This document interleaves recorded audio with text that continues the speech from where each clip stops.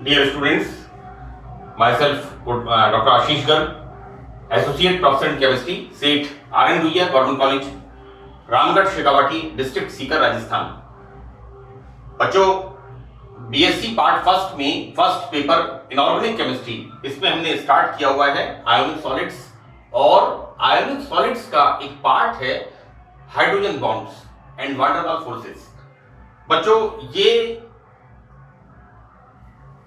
17th lecture hydrogen bond का third lecture है actually, right.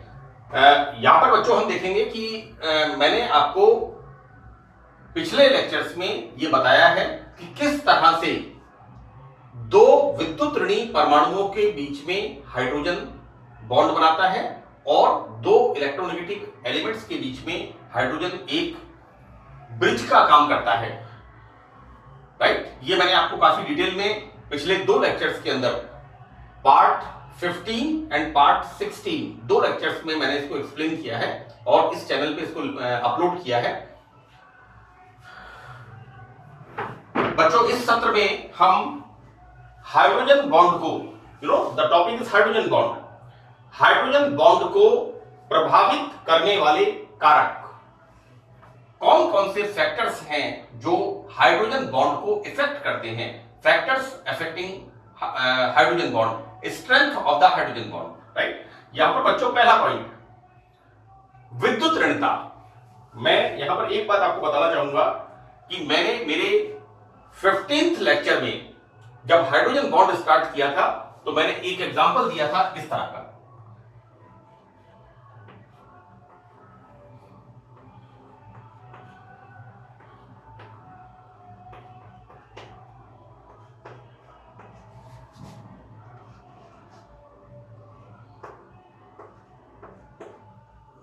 Right, ये एग्जांपल मैंने 15th लेक्चर में जब हाइड्रोजन बॉन्ड एक्सप्लेन करना स्टार्ट किया था वहां पर ये एग्जांपल दिया था। देखो बच्चों, ऐसा है कि एक कंपाउंड HX, यहां पर X, बच्चों मैंने वहां पर भी ये कहा था X का मतलब हेलोजन नहीं है, कोई भी इलेक्ट्रोनेगेटिव एलिमेंट। एक एलिमेंट जब हाइड्रोजन किसी विद्युत ऋणी तत्व के साथ सहसंयोजक बंध बनाता है तो यहां पर बॉन्ड पेयर का थोड़ा सा भी X की तरफ खिसकना, क्योंकि X is more electronegative than hydrogen, यहां पर इसके ऊपर partially positive and partial negative, आंशिक धनावेश और आंशिक ऋणावेश डेवलप करता है। तो बच्चों, इस प्रकार का हाइड्रोजन किसी दूसरे अणु के विद्युत ऋणी परमाणु के साथ इस तरह से डॉटेड बॉन्ड बनाता है, इसे हमने हाइड्रोजन बॉन्ड कहा था। मैं यहां पर इसके अंदर इसी बात को, इसी बॉन्ड को लेकर के डिस्कस करूंगा। ये उसके निरंतरता में है, कंटिन्यूएशन में है। बच्चों, HY पर हियर पाए जाने वाले आंशिक आवेश क्रमशः X और Y की विद्युत ऋणता पर निर्भर करते हैं। बच्चों, ऐसा है कि यहां पर इसके अंदर ये जो partial negative and partial positive, आंशिक धनावेश और ऋणावेश है, इसी तरह से यहां पर आंशिक ऋणावेश और आंशिक धनावेश है। ये किस बात पर डिपेंड करते हैं? इनके बीच की विद्युत ऋणता के अंतर पर, विद्युत ऋणता पर निर्भर करते हैं। इन तत्वों की विद्युत ऋणता जितनी अधिक होगी, हाइड्रोजन बॉन्ड उतना ही प्रबल होता है। बच्चों, यहां पर ये जो X और Y हैं, इनकी इलेक्ट्रॉन नेगेटिविटी जितना ज्यादा होगी उतना ही अधिक यहां पर चार्ज का सेपरेशन होगा और यहां पर ये हाइड्रोजन बॉन्ड उतना ही स्ट्रॉन्ग होगा, प्रबल होगा। हाइड्रोजन बॉन्ड उतना भी प्रबल पाया जाता है। अतः HY ये जो बॉन्ड है बच्चों, इसकी ऊर्जा का क्रम निम्न क्रम में होता है। देखो बेटा, मैंने इससे पहले भी बताया था कि fluorine is greater than oxygen is greater than nitrogen, यहां पर देखो बेटा ऐसा है, इसकी इलेक्ट्रोनेगेटिविटी है 4.0 इलेक्ट्रॉन वोल्ट, इसकी इलेक्ट्रोनेगेटिविटी है 3.5 इलेक्ट्रॉन वोल्ट और इसकी इलेक्ट्रोनेगेटिविटी है 3.0 इलेक्ट्रॉन वोल्ट।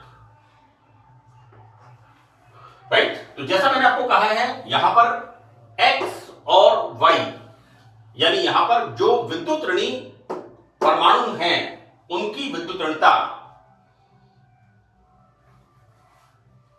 जितनी अधिक होगी उतना ही ज्यादा यहां पर इस बॉन्ड की एनर्जी होगी। बच्चों, फ्लोरीन की विद्युत ऋणता एलिमेंट्स में सबसे ज्यादा होती है 4.0 इलेक्ट्रॉन वोल्ट। मैंने इसको कई बार रिपीट किया है। Oxygen is the second element in the periodic table which having second element having electronegativity 3.5 electron volt, this and the nitrogen 3.0 electron volt. Now इस प्रकार hydrogen fluorine strongest hydrogen bond बनाता है। यहां पर फ्लोरीन का जो हाइड्रोजन बॉन्ड होता है वो सबसे अधिक प्रबल होता है। ये जो बॉन्ड होता है बच्चों, this is the strongest one. मैंने 16th लेक्चर में बताया था कि HF के अंदर HF का boiling point 20 degree centigrade, right? और HF को जब हम बॉइल करते हैं, उसका क्वथनांक निकालते हैं, तो उसका बॉइलिंग पॉइंट कितना आता है? Hydrofluoric acid 20 degree centigrade. यानी यहां पर लिक्विड स्टेट में और इसकी वेपर स्टेट में HF के हाइड्रोजन बॉन्ड्स बने रहते हैं, जबकि वाटर के अंदर सभी हाइड्रोजन बॉन्ड्स टूट जाते हैं। इसलिए वाटर का बॉइलिंग पॉइंट मैंने बताया था। मैंने बच्चों 16th पार्ट में एक क्वेश्चन बताया था इस जगह कि वाटर का बॉइलिंग पॉइंट 100 डिग्री सेंटीग्रेड, जबकि HF का बॉइलिंग पॉइंट 20 डिग्री सेंटीग्रेड। तो बच्चों यहां पर सबसे प्रबल जो हाइड्रोजन बॉन्ड होते हैं वो ये जो H and Y, this is the bond. इसकी बॉन्ड एनर्जी कितनी होती है? 25 to 40 kilo joule per mole. Second, water के अंदर हम देखते हैं, एग्जांपल दिया है मैंने आपको, यहां पर HY, राइट? यहां पर ये जो हाइड्रोजन बॉन्ड है इसकी एनर्जी कितनी होती है? 13 to 29 kilo joule per mole. और एंड द थर्ड वन, सी, ये फर्स्ट वन हो गया हमारा hydrogen fluorine, energy 25 to 40 kilo joule per mole. Second oxygen, hydrogen oxygen, ये जो इसके बीच में डॉटेड लाइन हाइड्रोजन बॉन्ड बनता है, इसकी energy 13 to 29 kilo joule per mole. While here this nitrogen electronegativity 3.0 electron volt. यहां पर nitrogen this hydrogen bond strength ऊर्जा 8 to 21 किलो जूल। यहां पर सबसे स्ट्रॉन्गेस्ट बॉन्ड यहां पर इसका होता है, राइट? तो बच्चों, जैसा मैंने आपको बताया कि इसके बीच में H और Y, फ्लोरीन, ऑक्सीजन और नाइट्रोजन, हाइड्रोजन बॉन्ड की स्ट्रेंथ यहां पर H और कितना डिफ्लेक्शन, इन दोनों की विद्युत ऋणता पर निर्भर करती है। तो फर्स्ट पॉइंट बच्चों, कौन सा फैक्टर्स यहां इफेक्ट करता है? X और Y की इलेक्ट्रॉन नेगेटिविटी, विद्युत ऋणता, इसको हाइड्रोजन बॉन्ड की प्रबलता को प्रभावित करती है। Now second point, bond distance. बच्चों देखिए, this is the very important factor. मैंने इससे पहले कहा था कि nitrogen and chlorine both having 3.0 electron negativity, right? अब मैं इसी बात को यहां पर, ये इसका experiment, see, this is the example, this is very important. ये क्वेश्चन आपके परीक्षा में 1 नंबर का पूछ लेते हैं कि समझाइए ऐसा क्यों होता है।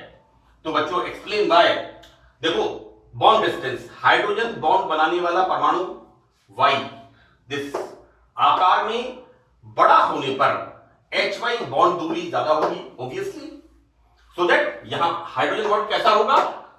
Weaker in size, weaker in strength. Hydrogen bond यहां पर दुर्बल होगा। उदाहरण के लिए नाइट्रोजन और क्लोरीन, यहां Cl की, मैं इसको लिख देता हूं 3.0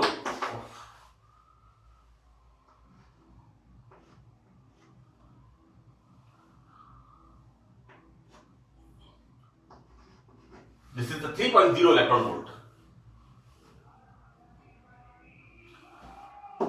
नाइट्रोजन एंड क्लोरीन की विद्युत ऋणता समान होने पर, बच्चों मैंने यहां लिखा है देखिए सी, इन दोनों की इलेक्ट्रोनेगेटिविटी समान होने पर भी Cl के बड़े आकार के कारण यह दुर्बल हाइड्रोजन बॉन्ड बनाता है बच्चों, राइट। ये this is the important term. अगर आपसे कोई पूछे कि विच bond is stronger, while nitrogen and chlorine both having same electronegativity 3.0 electron volt, यहां पर क्लोरीन से जो हाइड्रोजन बॉन्ड बनेगा ये बच्चों वाई, ये वीकर होगा क्योंकि यहां पर Cl का साइज नाइट्रोजन की तुलना में ज्यादा होता है। उदाहरण के लिए सी। नाउ नेक्स्ट एग्जांपल बच्चों, it's very important one, hydrofluoric acid, and the second one is the MHF2। यहां N क्या है? Metal, right. मेटल इलेक्ट्रॉन देगी, राइट, और यहां पर बन गया MHF2 में हाइड्रोजन बॉन्ड बनाने वाले परमाणु समान हैं, लेकिन HF2 माइनस में hydrogen bond strength it's very high, approximate, this is the sign, लगभग ये बॉन्ड एनर्जी कितनी होती है? 200 किलो जूल पर मोल, और यहां पर HF की बॉन्ड एनर्जी कितनी होती है? 28 किलो कैलोरी पर kilo joule per mole, it's not kilo calorie, it's kilo joule per mole. HF की बॉन्ड स्ट्रेंथ, हाइड्रोजन बॉन्ड की बॉन्ड स्ट्रेंथ होती है 28 किलो जूल पर मोल की अपेक्षा 7 गुना ज्यादा है। यहां पर बच्चों 28 एंड दिस इज अप्रोक्सीमेट 200, तो अप्रोक्सीमेट मैंने लिखा है, दिस इज द लगभग 7 गुना ज्यादा होती है बच्चों। HF2 में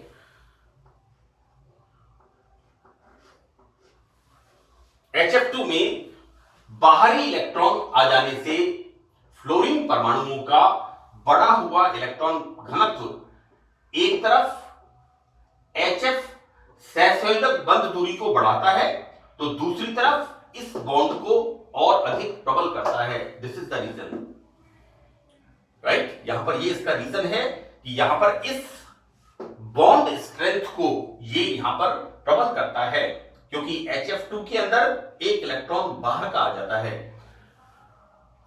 जिससे दोनों बंध समान सामर्थ्य के हो जाते हैं बच्चों। यहां पर HF2 के अंदर हाइड्रोजन के साथ 2 फ्लोरीन के बॉन्ड है, तो बच्चों यहां पर दोनों बॉन्ड इक्वल स्ट्रेंथ, इस प्रकार HF2 minus is the linear, रेखीय होता है, जबकि HF के अणुओं की एक जिगजैग चैन, इट्स द टेढ़ी मेढ़ी श्रृंखला पाई जाती है। तो दिस इज द रीजन। यहां ये बहुत इंपॉर्टेंट क्वेश्चन है बच्चों। 2 सवाल यहां पर पूछे जाएंगे आपसे एक सवाल पूछा जाएगा कि जहां पर नाइट्रोजन और Cl के बारे में किसी भी कंपाउंड को यहां पर डाल देंगे, तो आपको ध्यान रखना है, अगर किसी कंपाउंड में नाइट्रोजन है तो the bond is hydrogen bond is stronger than Cl। ऐसा क्यों होगा? क्योंकि यहां पर size of the nitrogen is smaller than Cl, तो जहां छोटा आकार होगा वहां पर प्रबल हाइड्रोजन बॉन्ड बनेगा। Although electron negativity is equal, विद्युत ऋणता दोनों की समान होती है। And the second question, HF and HF2 minus में हाइड्रोजन बॉन्ड को समझाइए। तो बच्चों इसके अंदर आपको मैंने मेरे फर्स्ट लेक्चर का पार्ट था इंटरमॉलिक्यूलर हाइड्रोजन बॉन्ड, वहां पर HF के स्ट्रक्चर को बताया है, वो स्ट्रक्चर आपको यहां पर बनाना है। टेढ़ी मेढ़ी श्रृंखला इस तरह से बनाई है मैंने इसका। 16th पार्ट में आप देखिएगा, मैंने वहां एग्जांपल के अंदर, और मैंने आपको ये कहा था कि आपको कम से कम 4 से 5 example intermolecular hydrogen bond and intramolecular hydrogen bond, इन दोनों की आपको याद करने हैं। तो बच्चों यहां पर जिगजैग श्रृंखला किसकी? HF2 की, जबकि यहां पर HF की इस तरह की। पार्ट 16 16th के अंदर मैंने इस जगह पर बताया है। और यहां पर HF2 माइनस कैसा होता है, it is a linear structure, right. तो यहां पर बॉन्ड स्ट्रेंथ ज्यादा होती है और ये बिल्कुल क्लियर है। यहां पर HF2 की hydrogen bond strength 200 kilo joule per mole और HF की hydrogen bond strength 28 kilo joule per mole, approximate 7 times higher than HF2 bond strength. Now our third point, पड़ोसी परमाणुओं की प्रकृति, right, nature of the neighbouring elements. यहां पर hydrogen bond की प्रकृति पर पड़ोसी परमाणुओं की प्रकृति का, नेचर का, प्रकृति का क्या प्रभाव पड़ता है। तो देखो बच्चों, you know CH4 is the gas, right. यहां पर कोई हाइड्रोजन बॉन्ड नहीं होता है ना। हम कॉमनली गैसेस के अंदर O2, O3, Cl2, N2 gases में हम वनडेरवाल फोर्सेस की बात करते हैं, राइट। यहां पर CH4 अणुओं के बीच कोई हाइड्रोजन बॉन्ड नहीं पाया जाता, लेकिन यदि यहां पर CH4 के 3 हाइड्रोजन हम क्लोरीन से रिप्लेस करते हैं तो फॉर्मेशन क्या हो जाएगा, CHCl3। हमने क्या किया, CH4 में से 3 हाइड्रोजन क्लोरीन एटम से रिप्लेस कर दिए, तो सो दैट CH4 से क्या बन गया, CHCl3। अब हम यहां देखते क्या है कि जैसे ही हमने यहां पर हाइड्रोजन को Cl से रिप्लेस किया तो यहां बन गया CHCl3। तो बच्चों, यदि CH4 में से 3 हाइड्रोजन एटम Cl एटम से विस्थापित करते हैं तो अणुओं के बीच हाइड्रोजन बॉन्ड स्थापित हो जाता है। एंड सी द इफेक्ट, यहां पर कोई हाइड्रोजन बॉन्ड नहीं होता। तो the boiling point is minus, it's you know beyond the imagination, minus boiling point of CH4 is the -64 degree centigrade. तो इसका लिक्विड कब बनेगा, -250 पे बनेगा या -300 पे बनेगा, नोबडी नोज, राइट। तो लिक्विड को गैस में, this is the boiling point. इस टेम्परेचर पर CH4 गैस होती है, जबकि क्लोरोफॉर्म का boiling point 61 degree centigrade, right. तो हम देखते हैं यहां पर कि पड़ोसी परमाणुओं की प्रकृति का हाइड्रोजन बॉन्ड के ऊपर क्या प्रभाव पड़ता है। बच्चों, यहां पर CH4 की तुलना में CHCl3 का बढ़ा हुआ क्वथनांक हाइड्रोजन बॉन्ड को दर्शाता है। तो this is the important factor, right. This is the third point. Now fourth point, concentration and temperature, right. This is again important point. देखो बेटा, हाइड्रोजन बॉन्ड्स मॉलिक्यूल्स के अंदर बनते हैं और अगर हम सांद्रता बढ़ाते हैं तो मॉलिक्यूल्स पास पास होंगे और मॉलिक्यूल्स अगर पास पास होंगे तो उनके अंदर हाइड्रोजन बॉन्ड्स स्ट्रॉन्गर होंगे, राइट। टेम्परेचर अगर हम बढ़ाते हैं तो यहां पर मॉलिक्यूल्स का डिस्टेंस बढ़ेगा और अगर मॉलिक्यूल्स का डिस्टेंस बढ़ेगा तो हाइड्रोजन बॉन्ड्स वीकर होंगे। तो बड़ा सिंपल सा रिलेशन है यहां पर। कंसंट्रेशन, यदि किसी पदार्थ की सांद्रता बढ़ाने से एवं टेम्परेचर कम करने से, यानी किसी पदार्थ की सांद्रता को हम बढ़ाते हैं और यहां पर टेम्परेचर कम करते हैं तो मॉलिक्यूल्स पास पास आते हैं।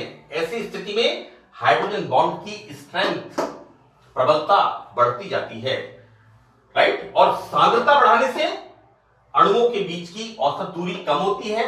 तो बच्चों, जबकि ताप बढ़ाने पर अणुओं के मध्य की दूरी बढ़ जाती है। तो ये बिल्कुल क्लियर फैक्टर है यहां पर। अगर हम टेम्परेचर बढ़ाते हैं तो मॉलिक्यूल्स का डिस्टेंस बढ़ेगा और मॉलिक्यूल्स का डिस्टेंस बढ़ेगा तो हाइड्रोजन बॉन्ड वीकर होगा।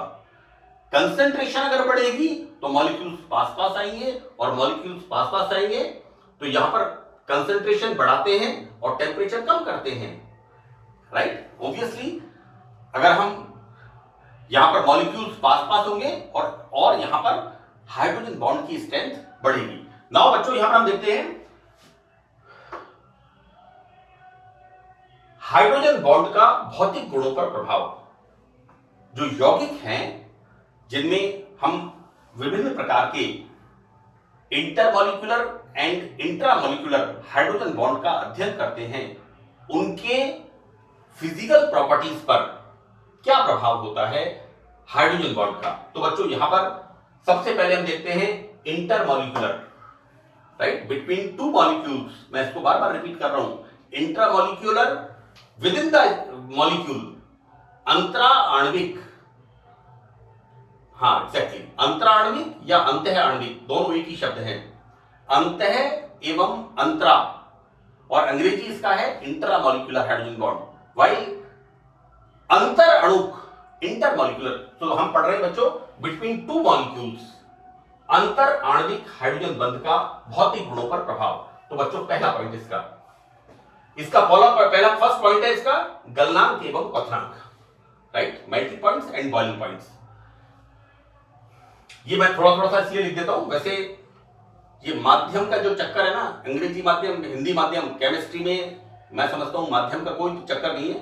मैं पहले जिस कॉलेज में था, मेरी क्लास में अक्सर इंग्लिश मीडियम के बच्चे आके बैठते थे, एंड दे अंडरस्टैंड वेल। थोड़ा सा उन्हें देखना होता था, क्योंकि हिंदी की बुक्स के अंदर सारी टर्मिनोलॉजी, क्वथनांक, गलनांक, ये वो सब लिखा हुआ है, density, maximum electronegativity, electron affinity, ionization potential, dissociation energy, सारी चीजें लिखी हुई हैं,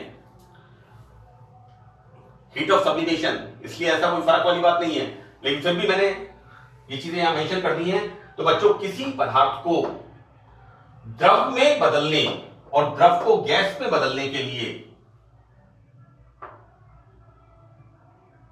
ये मैंने 2 बार रिपीट कर दिया यहां पर, किसी पदार्थ को द्रव में बदलने, व रिमूव दिस,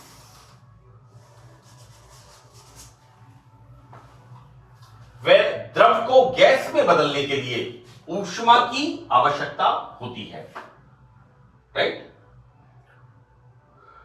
अंडरस्टूड है कि हम यहां पर अगर किसी सॉलिड कंपाउंड को लिक्विड में कन्वर्ट करते हैं, this is the melting point, और किसी लिक्विड को अगर हम गैस में कन्वर्ट करते हैं तो this is the boiling point. और इन दोनों प्रक्रम में, इन दोनों प्रोसेस में हमें ऊर्जा देनी होती है।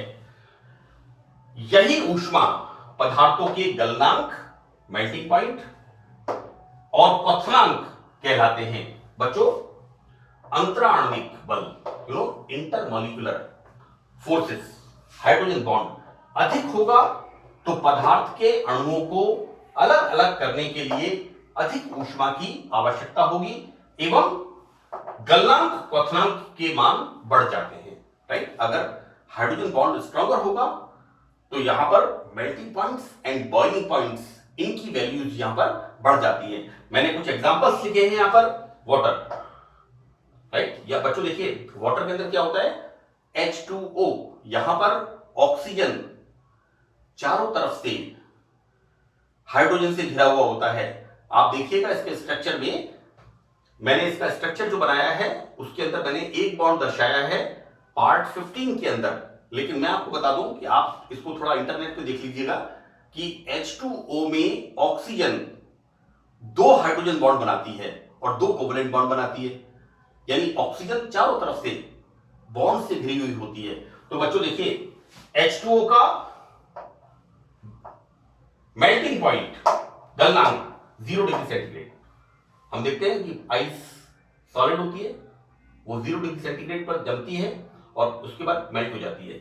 नाउ बॉइलिंग पॉइंट कितना है इसका, 100 डिग्री सेंटीग्रेड। वाटर को वाष्प अवस्था में, वेपर्स में 100 डिग्री सेंटीग्रेड पे वाटर बॉइल होना शुरू हो जाता है।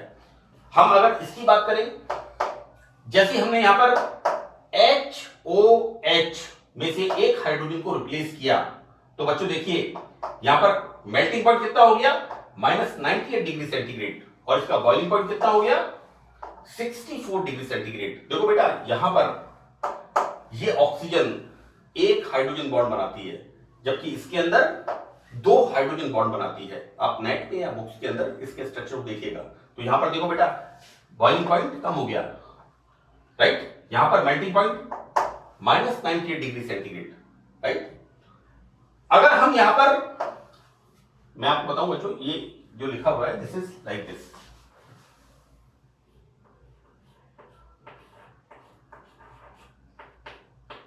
इस तरह से this is the H2।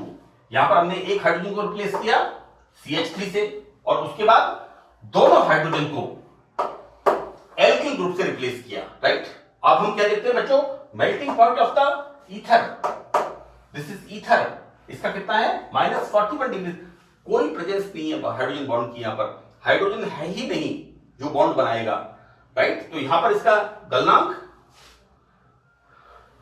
-141 degree centigrade और इसका बच्चों क्वथनांक कितना होता है इसका -25 डाइमिथाइल ईथर। और देखो बेटा ऐसा है कि जो हम कुछ बच्चों को लग रहा होगा कि हम जो ईथर पढ़ते हैं उसका बॉइलिंग पॉइंट कितना है 32 डिग्री सेंटीग्रेड, 30 से 32 डिग्री सेंटीग्रेड। जो ईथर हम लैब में यूज करते हैं that we use diethyl ether, diethyl ether, here this is the methyl ether, so the boiling point of this ether dimethyl ether -25 degree centigrade. बच्चों मैं इसके बाद पार्ट 18 में कुछ और प्रॉपर्टीज हैं, कुछ और फिजिकल प्रॉपर्टीज हैं, उन पर हाइड्रोजन बॉन्ड का क्या इफेक्ट होता है, इंटरमॉलिक्यूलर हाइड्रोजन बॉन्ड पर का क्या भौतिक गुणों पर प्रभाव होता है, इसको मैं पार्ट 18 में कंटिन्यू करूंगा। तो that's all in this lecture. Thank you.